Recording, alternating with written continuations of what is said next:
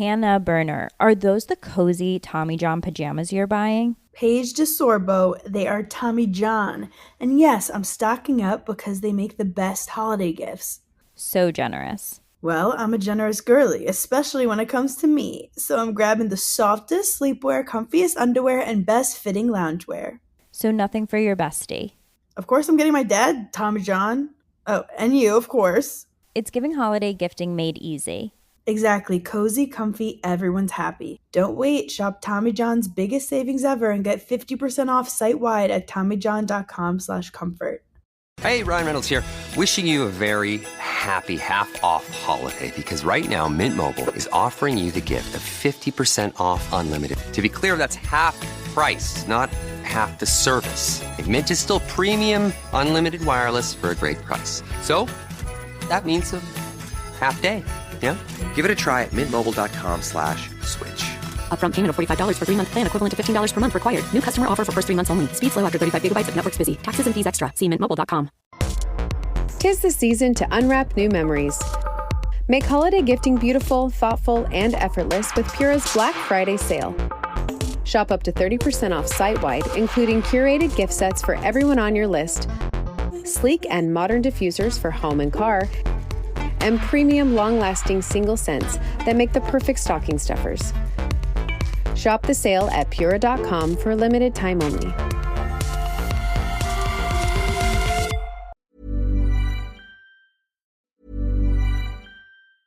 Take control of the numbers and supercharge your small business with Xero. That's Xero. With our easy-to-use accounting software with automation and reporting features, you'll spend less time on manual tasks and more time understanding how your business is doing. 87% of surveyed U.S. customers agree Xero helps improve financial visibility. Search Xero with an X or visit Xero.com/ACAST to start your 30-day free trial. Conditions apply. Hey, Ryan Reynolds here. Wishing you a very happy half-off holiday because right now Mint Mobile is offering you the gift of 50% off unlimited. To be clear, that's half price, not half the service. Like, Mint is still premium unlimited wireless for a great price. So that means a half day. Yeah? Give it a try at mintmobile.com/switch. Upfront payment of $45 for 3-month plan, equivalent to $15 per month required. New customer offer for first 3 months only. Speed slow after 35 gigabytes if network's busy. Taxes and fees extra. See mintmobile.com.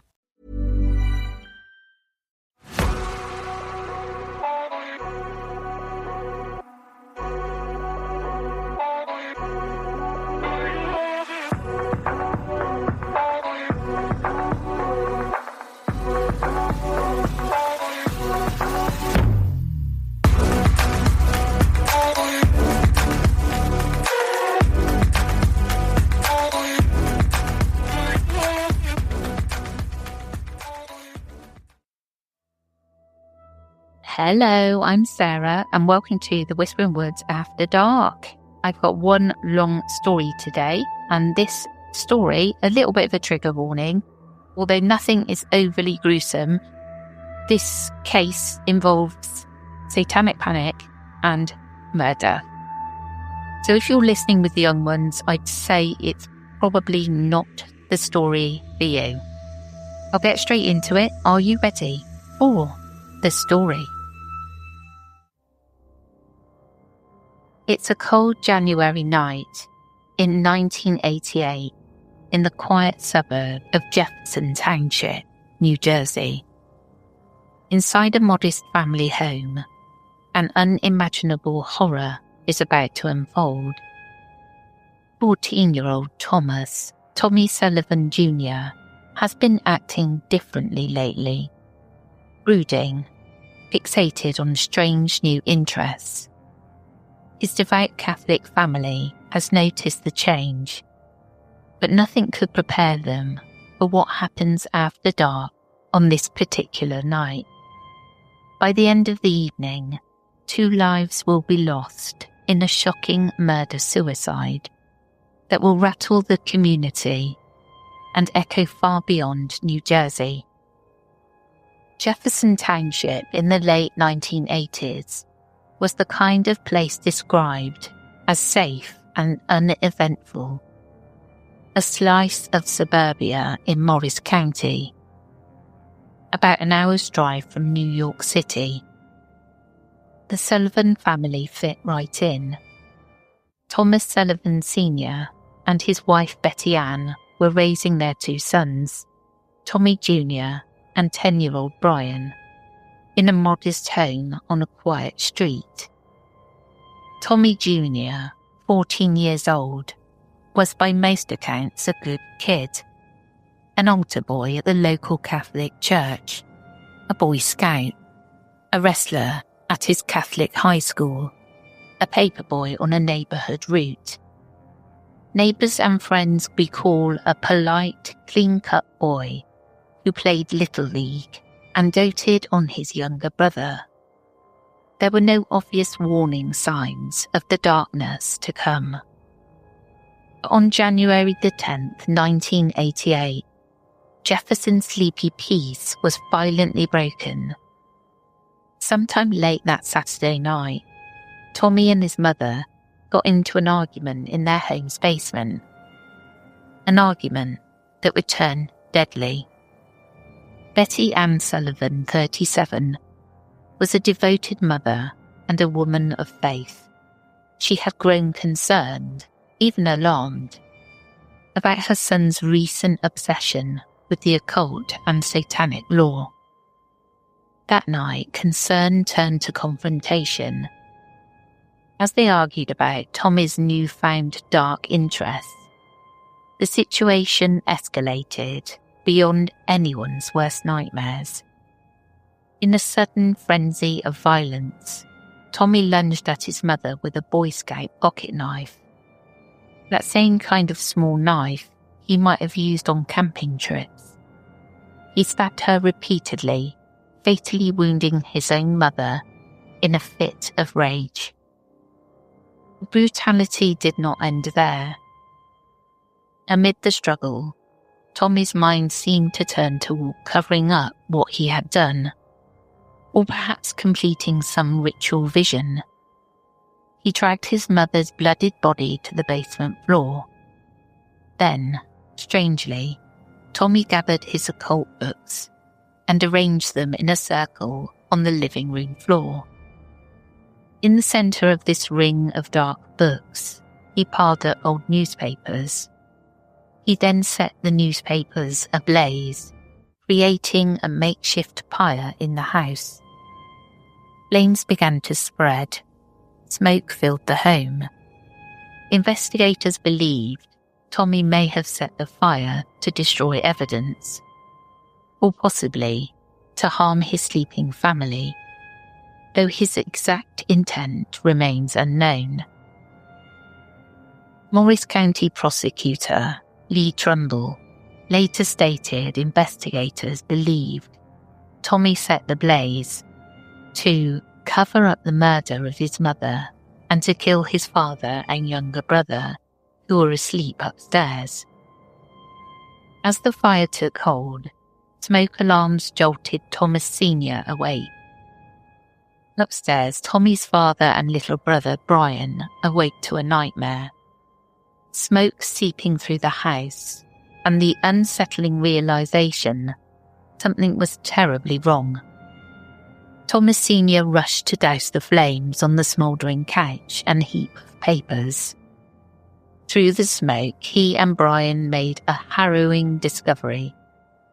Betty Ann's lifeless body on the basement floor.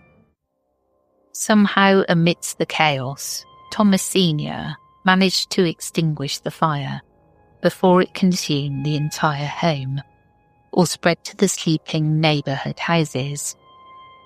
He then got Brian to safety, fleeing the house and calling for help. Outside, the winter night was lit by the dull glow of the house fire and the flashing red lights of arriving emergency vehicles. But Tommy Sullivan was nowhere to be found in the house. As police and firefighters arrived on the scene, at around 10:30 p.m, they expanded the search. It wasn't long before they found Tommy, but it was too late. The 14-year-old had run into a neighbour's yard and taken his own life, with the same knife he he had used on his mother. He slashed his wrists and then, in a gruesome final act, cut his throat from ear to ear. First responders found Tommy's body in the snow-covered yard next door, the Boy Scout knife still nearby and his blood staining the clean white snow of suburban New Jersey. Just like that, a picture-perfect family and community were left in ruinous shock. "Everybody here is just stunned," said Reverend John Fitzpatrick, the pastor of the Sullivan family's church, when asked about the tragedy. Neighbours struggled to reconcile the crime with the boy they thought they knew. The local police, more accustomed to routine calls or the occasional burglary, suddenly faced a macabre scene straight out of a horror film. But as shocking as the immediate violence was, what investigators found in the aftermath suggested this was more than a domestic dispute gone horribly wrong. It hinted at something sinister that had been growing inside Tommy in the weeks leading up to that night. In the investigation that followed, authorities pieced together a chilling backstory. Tommy Sullivan's violent outburst had not come from nowhere. It seemed to have been brewing for weeks. Just a month or two earlier, Tommy had been an ordinary honours student and church-going teen. But in late 1987, he developed an intense fascination with Satanism and the occult. The timing was no coincidence. In fact, it appears that fascination started as a school assignment, a well-intentioned project that took a dark turn. According to later accounts, Tommy was a freshman at a private Catholic high school. Shortly before Thanksgiving 1987, a priest who taught theology gave the students an assignment: research and write a paper on a religion or belief system different from your own. Students were allowed to choose from a list of topics. While many of Tommy's classmates picked mainstream world religions, Tommy, perhaps out of youthful bravado or genuine curiosity, chose to dive into the topic of Satanism. That decision would mark the start of his rabbit hole. By all accounts, Tommy embraced the project with gusto. He began reading every book he could find on satanic rituals, occult lore, and dark magic.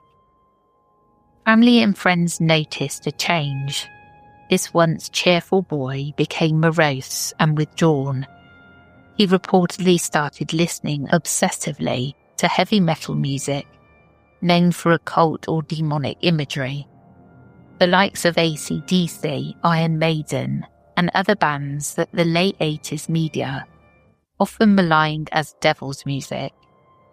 The Chicago Tribune, as cited by Christianity Today, reported that in the weeks before the tragedy, Tommy spent his time studying the occult and listening to heavy metal music. What started as homework morphed into a personal obsession. Tommy's mother, Betty Ann, grew alarmed at her son's sudden interest in satanic lore. As a devout Catholic, she likely found the occult books and heavy metal albums in Tommy's room deeply disturbing. Morris County prosecutor Lee Trumbull later noted that tension in the Sullivan household began about a month before the murder, right when Tommy's occult fascination took hold. Mother and son quarrelled repeatedly over the issue. Betty Ann tried to get Tommy to abandon these dark studies, but the boy's interest only seemed to intensify. Investigators would later learn that Tommy had even started a journal of sorts, chronicling his dark thoughts. Horror filmmaker Eli Roth, who studied the case decades later, noted, "When you read his journals, you go, was this mental illness? Was this some kind of abuse going on? Nobody really knows. It's not clear-cut what really happened." Tommy's descent into darkness defied any simple explanation. What we do know is that by early January 1988, Tommy Sullivan was entrenched in occult literature. Police and reporters described titles by Aleister Crowley and Anton LaVey, infamous occultists and satanic writers, among Tommy's book collection. He reportedly had copies of grimoires, books of magic spells, and possibly Anton LaVey's Satanic Bible, as well as other paperback books on witchcraft and demonology, popular at the time. In Tommy's bedroom, investigators later found several books on the occult and Satan worship strewn about. These were the same books Tommy chose to place in a ritualistic circle around the fire he set that night, almost as if conducting a ceremony. The scene in the living room truly looked like something out of an occult ritual. A ring of occult books encircling a sacrificial fire. It's this detail that first hinted the Sullivan case was not a typical crime of passion, but something the tabloids would later label satanic. Then there was the note, evidence of just how deeply Tommy's psyche had sunk into darkness. While searching the fire-damaged home, investigators discovered a notebook or letter that Tommy had written before the fatal argument. Prosecutor Trumbull described it as a suicide note, penned by the teenager prior to attack. He wouldn't reveal all its contents. They were deemed too disturbing, but he did disclose that the note was filled with satanic-like symbols and cult references. In other words, Tommy had scrawled occult imagery on the page, perhaps pentagrams, inverted crosses, or demonic sigils. This was no simple goodbye note. It read like something between a diary entry and a ritual document. Years later, Tommy's father would share more insight about what he found. Thomas Sullivan Sr., in processing his family's tragedy, revealed that he had found an entire notebook covered in occult symbols in Tommy's possessions. According to later accounts, Tommy had written about selling his soul to Satan. One passage was described by family as implying he was prepared to make a sacrifice, possibly referring to his mother, to prove his devotion. So what drove Tommy to such an extreme? Was he truly convinced some demonic force would reward him for this violence? Or was he suffering a profound psychological breakdown, merely framing his turmoil in the symbols of the Satanism he'd been dabbling in? Investigators at the time considered multiple possibilities. They did check whether Tommy was under the influence of any substances, but found no clear evidence he was drunk or high that night. By all accounts, the boy was sober and deliberate. Some who have studied the case suspect Tommy may have had an undiagnosed mental illness that latched on to satanic fantasy as a framework. Others suggest he fell victim to the power of suggestion, effectively scaring himself to death with the subject matter he was researching. But in 1988, a more supernatural explanation took root among many observers, that Tommy invited the devil in, literally. This idea was only fueled by the bizarre and macabre elements of the crime scene and by Tommy's own writings. When authorities stood in that smoke-stained living room, looking at a circle of occult books and ashes, it was easy to imagine they had stumbled upon a satanic sacrifice ritual. The public would soon imagine exactly that, and the case's timing could not have been worse, or more fitting, depending on your perspective. America was in the grip of the late 1980s satanic panic. New Jersey had already seen its share of occult-related fears. Back in 1972, a mysterious unsolved death of a teenager, Jeanette De Palma in Springfield, New Jersey, had sparked whispers of witchcraft in the woods. In the mid-80s, scattered incidents like vandalized churches, animal mutilations, and graffiti of pentagrams made local news in various parts of the state, often attributed, rightly or wrongly, to teen Satanists. Nationwide, a few rare but shocking crimes by teenagers invoking Satan added fuel. For example, in 1984, a group of youths in Long Island murdered a friend in what they described as the Satanic Rite, the Ricky Queso case. In 1986, a Californian teen obsessed with black metal music killed his mother. These stories were in the news, creating a sense that it could happen anywhere. An education journal noted in 1989 that even small towns were confronting unsettling incidents. One example of 15-year-old girl's suicide note professing devotion to Satan, and a horrific case of teens in Georgia who strangled a girl as the supposed sacrifice. Then came Jefferson Township's turn in the spotlight. The Sullivan case hit the media like a lightning bolt. Here was a wholesome Boy Scout, an altar boy, turned into a murderer, seemingly under occult influences. It fit the panic narrative too perfectly.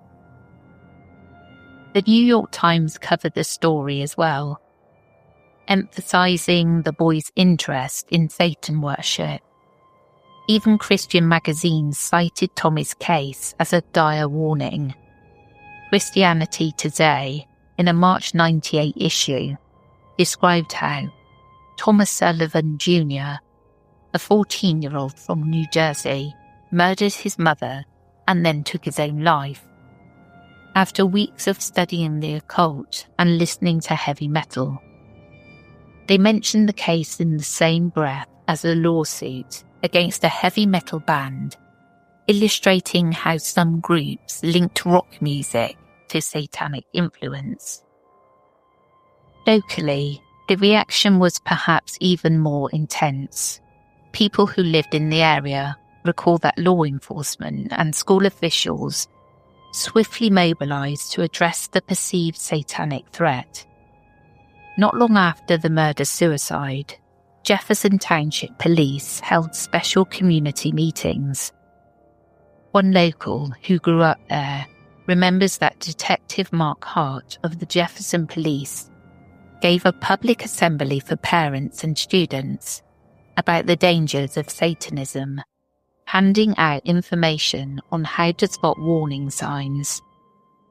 The resident recounted that, at the meeting, authorities specifically warned families to be vigilant about things like heavy metal music, Dungeons and Dragons games, Ouija boards, anything that might be a gateway to devil worship in the eyes of the 1980s mindset. For many in Jefferson, it felt like evil had come home.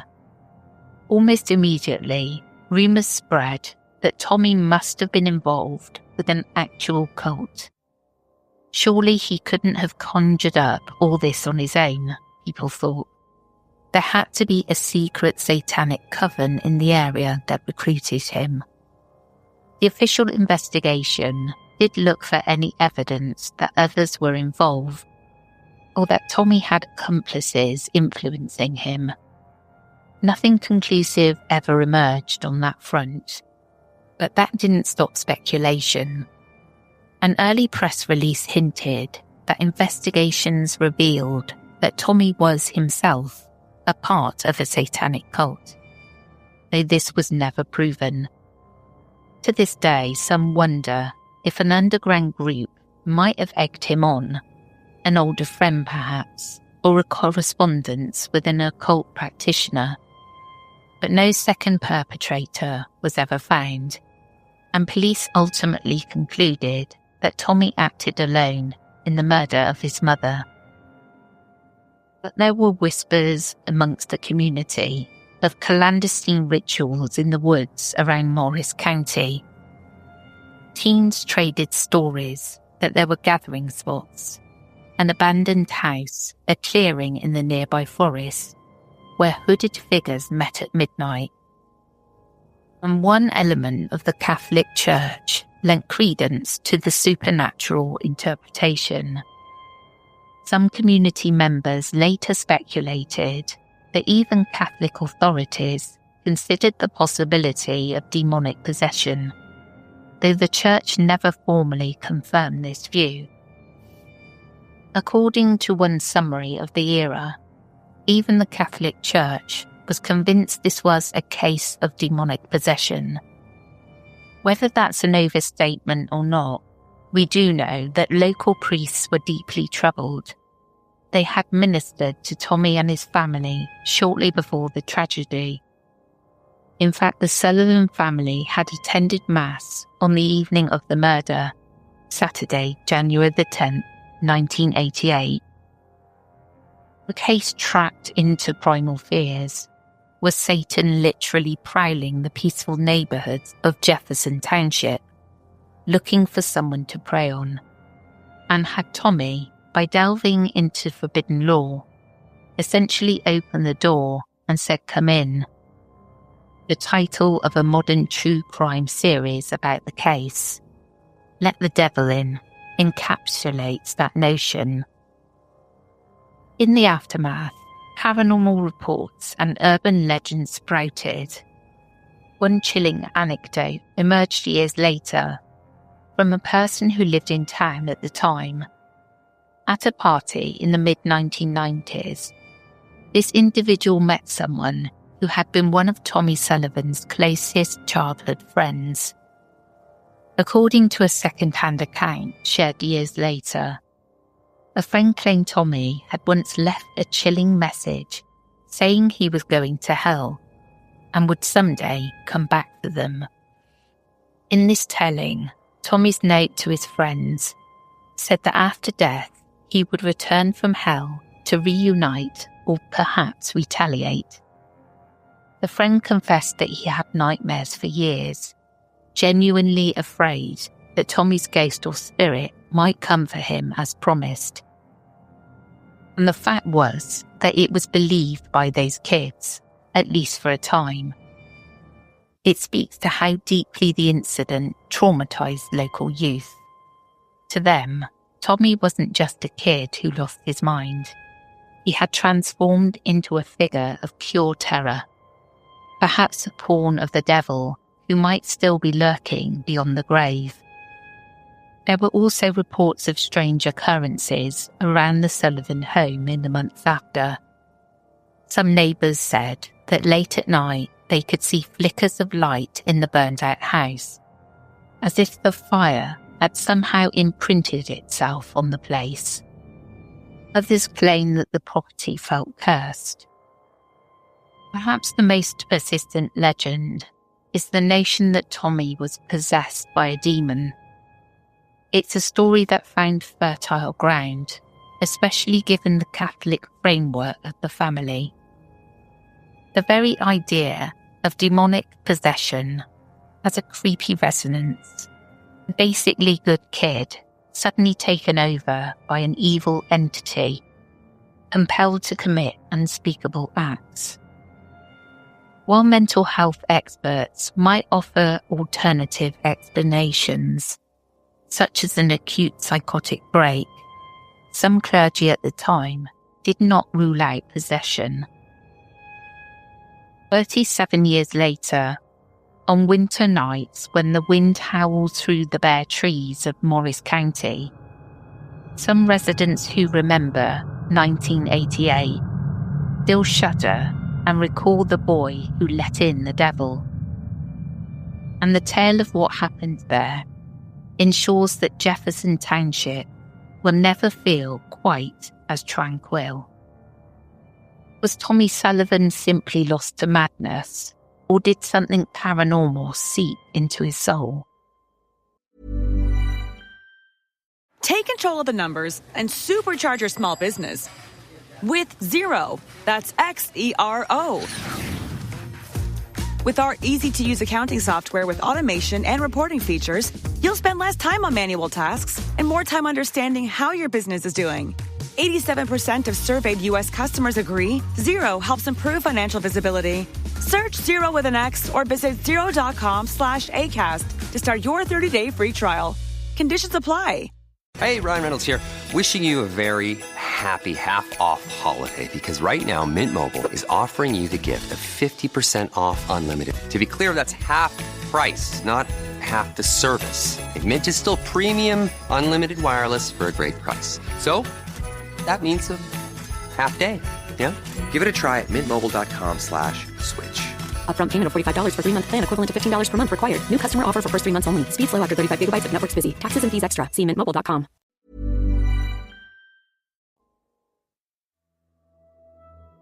I would highly recommend the documentary, even though it's not rated that greatly, but there's loads more information in the Eli Roth documentary that I watched over Halloween.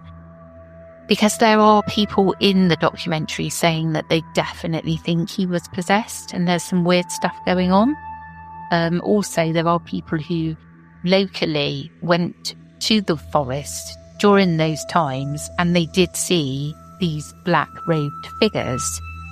And also, I think it was the daughter, the pastor, who saw Tommy in her bedroom and told her to jump out of her window. So it's got loads more information in there. I couldn't fit it all into one episode. So I'd highly recommend that. It's on Amazon Prime. I think it's MGM. But yeah, don't know. Couldn't say what was going on here. But it's also got the nun's perspective as well, which is really interesting. And I thought she was great. Well, that's it from me today. And I'll catch you again tomorrow. Take care, everyone.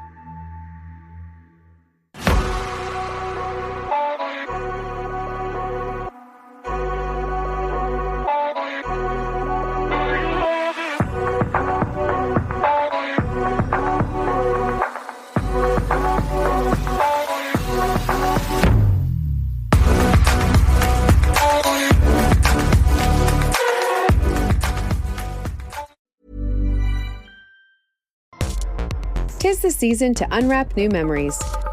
Make holiday gifting beautiful, thoughtful, and effortless with Pura's Black Friday sale. Shop up to 30% off site-wide, including curated gift sets for everyone on your list, sleek and modern diffusers for home and car, and premium long-lasting single scents that make the perfect stocking stuffers. Shop the sale at Pura.com for a limited time only. Hannah Burner, are those the cozy Tommy John pajamas you're buying? Paige DeSorbo, they are Tommy John. And yes, I'm stocking up because they make the best holiday gifts. So generous. Well, I'm a generous girly, especially when it comes to me. So I'm grabbing the softest sleepwear, comfiest underwear, and best fitting loungewear. So nothing for your bestie. Of course, I'm getting my dad, Tommy John.